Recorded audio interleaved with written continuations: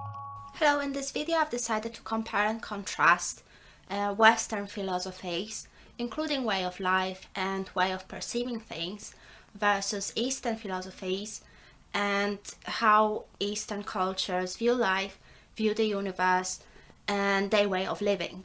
So to start with, in the Western world, the most dominant way of looking at things has been established through scientific method, which aims at quantifying everything into separated parts and measuring them how they behave in relation to other parts, in relation to other situations and different components.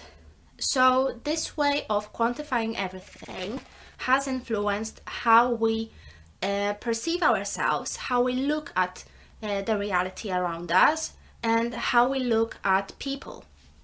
So in instance, we think about ourselves, and it has been greatly established that we are separated beings in this world. We are born into this universe, and if you have a look at our history, at what certain texts and certain books were speaking about, our life is about conquering nature, exercising our control into different things, into, animals or even other human beings. And generally, it is thought as, we are entirely separated from the universe itself. And when it comes to actual experience, it's not easily described. Psychology tries to describe this experience, tries to describe how our mind works. However, again, because the scientific method is dominant, it is quite difficult. Why is it difficult? Because scientific method is focused on quantifying things, to a certain extent, this quantification is quite removed from the experience itself. Like an instance, certain theories of quantum physics, or even, theories in psychology or social psychology, these are being conducted in laboratory settings. So they are not measuring the whole situation, but they are measuring certain aspects, certain separated things. So, you cannot really experience quantum physics, you cannot experience certain theories, but you can imagine that these are correct, and perhaps they are right because of that scientific method. So that is quite in contrast to Eastern philosophies and religions, if this could be called as such. Eastern philosophies and culture is quite a collective culture, it's quite a collective way of being. Each individual isn't perceived as something separated, something that is, out of this world and has no connection to other human beings and the universe itself, but rather it is born out of this world, and therefore it is part of the universe, part of the society, and part of the experience of other human beings. And that's what Eastern philosophies try to teach people and try to help them realize these certain universal principles. So perhaps that's why, many people that come from Western cultures and they take up certain Eastern philosophies or certain Eastern way of living or perceiving things, they are so kind of enlightened and, perceive it as something mystical or something unnatural, something, out of this world.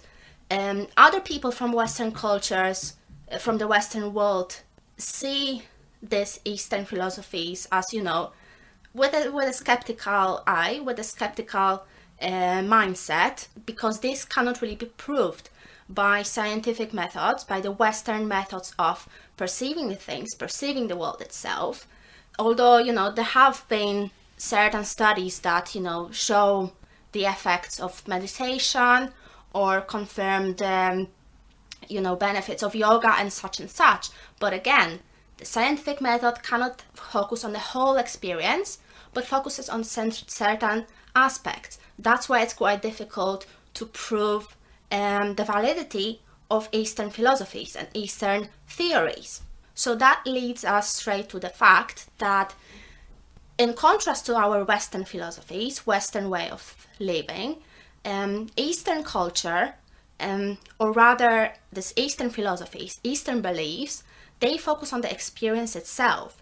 So when you read or when you listen to certain teachings from the Eastern philosophers, these teachings are focusing on you experiencing certain mental states, rather than, making you realize or making you understand certain things. Of course, understanding also comes from learning such things, but the main goal of these teachings is the actual experience.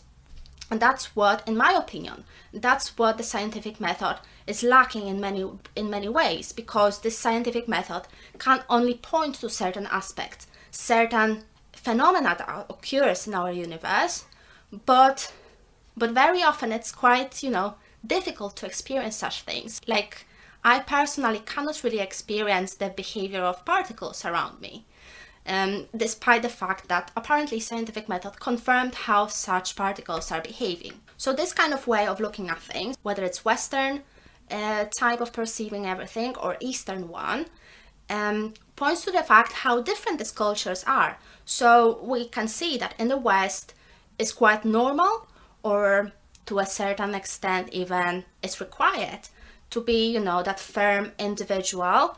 It's okay to be, selfish to a certain extent. I don't mean, to be a total asshole and, ignore other people. But, it's been kind of emphasized that your career is important, your achievements, you have to set up some goals in your life and such, and you have to kind of strive to become this true version of yourself. And many self-help books actually point to this process of growth, which kind of ignores the external circumstances. Many of the self-help books or teachings or philosophies, they again focusing on that separateness of the human being from the rest of the world, from the universe itself. Like we are, I don't know, entirely disconnected, like we are above the nature, above the universe itself. Whereas if you listen or read some teachings from the Eastern philosophies, quite the opposite is emphasized, that you are a part of everything, that you are part of the universe.